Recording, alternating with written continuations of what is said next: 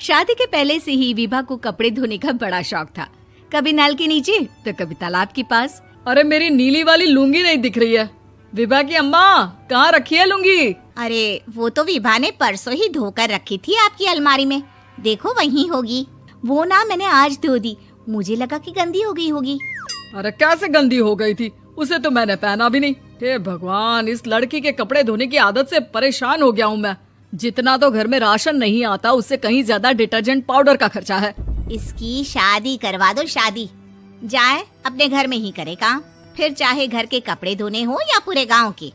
हाँ ठीक बोल रही हो, देखता हूँ मैं कोई लड़का। वो दिन भी आ जाता है जब विभा को देखने लड़के वाले आ जाते हैं। लड़की मुझे अच्छी लगी। होने वाली सास कहती है, बेटी अगर कुछ पूछना है तो पूछ लो। वैसे तो हमारी लड़की बहुत ही शर्मीली है, जो बोल दो वो मान लेती है, इसे क्या पूछना होगा। अरे कैसी बात कर रही हो माँ, मुझे इन लोगों के घर रहना है, सवाल तो कई है।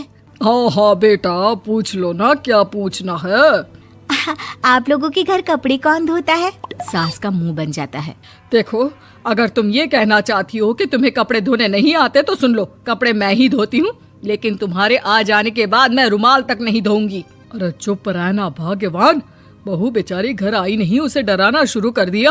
वो क्या है ना बिटिया, अभी तक तो ये कल्लू की माँ ही धोती थी, लेकिन अब तुम्हारे पापा तो दहेज में वॉशिंग मशीन देंगे ही।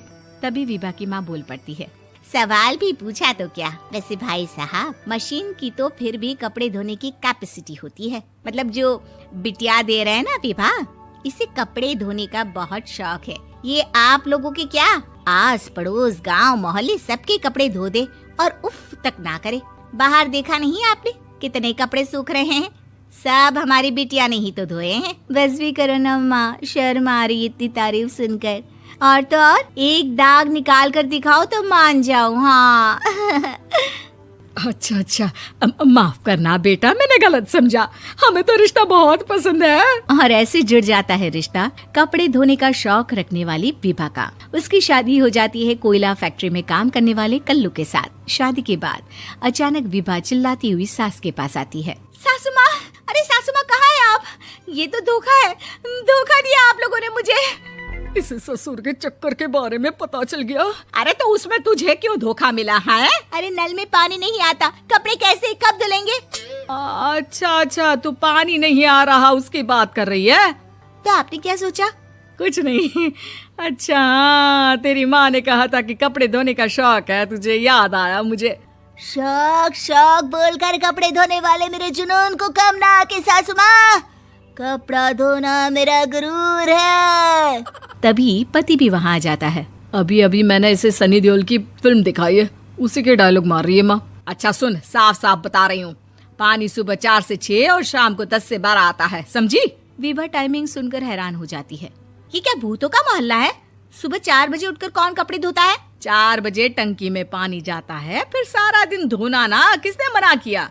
अरे कैसी बात कर रही हैं? 200 लीटर की टंकी में कितने कपड़े धो लूंगी मैं? सुबह ही उठ जाऊंगी मैं। अब क्या था, विभा सुबह 4 से लेकर रात के 12 बजे तक कपड़े ही धोती रहती। एक रोज सास पड़ोस से निकलकर कहीं जा रही होती है कि साथ वाली कहती है, हाँ कल्लू की माँ, जरा ये बताओ कि 2 साड़ी है, 2 ब्लाउज और एक पेटीकोट और एक नाड़े वाला लंबा कच्छा। हाँ तो?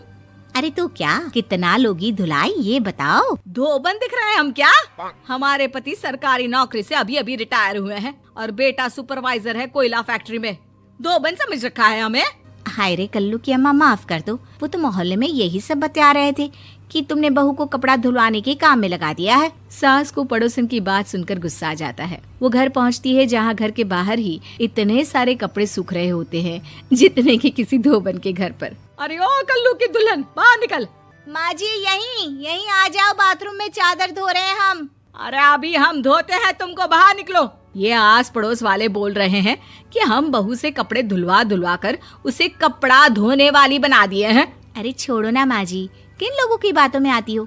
आस पास के लोगों का तो काम ही होता है कि वो किसी तरह सास बहू को लड़ा दे। बहू सारे घर के कपड़े धोती है, ये क्या कम है? बोलिए। सास को भी लग जाता है कि वो बहू का ये सनकीपन नहीं छुड़वा सकती, इससे अच्छा है कि खुद ही चुप हो जाए। एक रोज सास और बहू मंदिर जाते हैं, जहाँ सास की साड़ी वहाँ खड़ी भीख मांगने वाली से मिलती है। माँ जी क्या बात है, आपकी साड़ी उस भिखारन से कितनी मिल रही है ना? हाँ हाँ देखो तो, दोनों की साड़ी मिल रही है। क्या बात है कल्लू की अम्मा, तुम खुद को तो अफसर की बीवी बताती हो और ऐसी सिंपल सी प्लेन साड़ी पहनकर घूमती हो। सिंपल और प्लेन नहीं है ये साड़ी। तो क्या सोने के धागे से फूल बने हैं? कुछ भी सासू माँ, कुछ भी। हाँ बने थे इस साड़ी में सोने के धागे से फूल।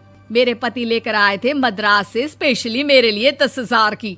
ताहे भाई साहब इस भिखारन के लिए भी सेम टू सेम साड़ी लेकर आए होंगे 10,000 की।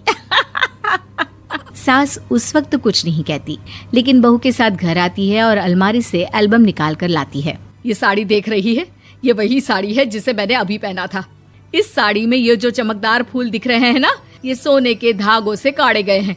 लेकिन तू लोकल वॉशिंग मशीन ब्रश से घिस घिस कर सारे फूलों को निकाल कर साड़ी प्लेन कर दी।